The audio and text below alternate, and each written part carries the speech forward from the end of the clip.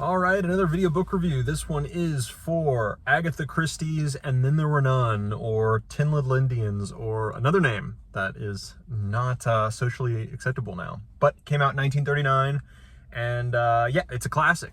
I read it originally when I was in 8th grade, 7th grade, and I remember almost nothing of the story, certainly none of the characters or anything like that.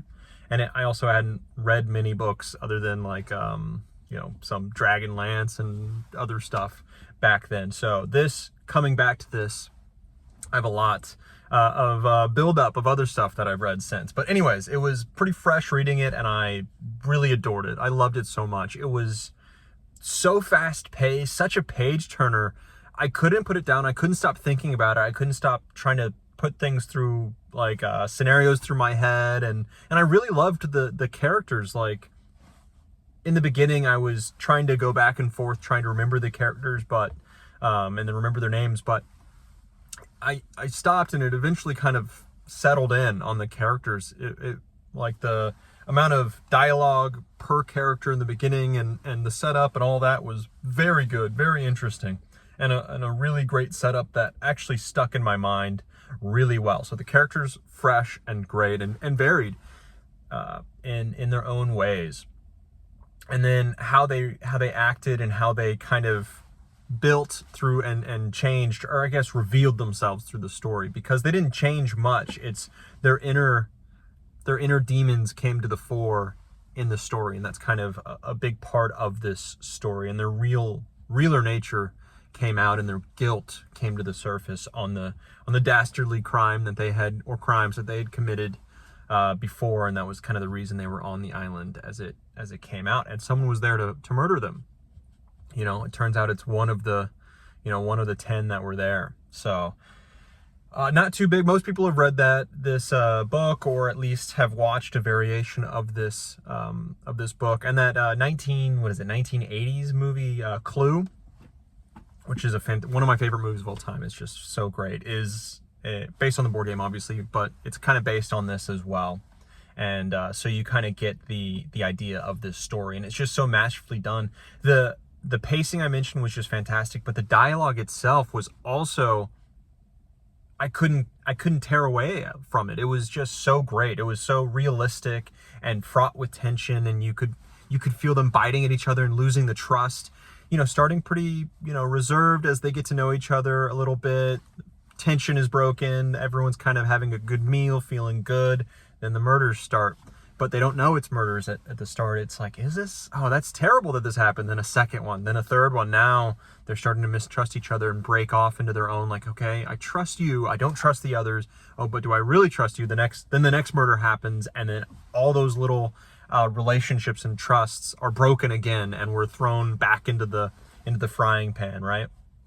Or really into the fire. And it's just great. And then that rhyme that the story is based off of, right, and all the murders are based off of, you're waiting for that next bit of the rhyme to come forward and figure out, like, how are the bees going to come into place, and is there a bear on the island, like that kind of thing.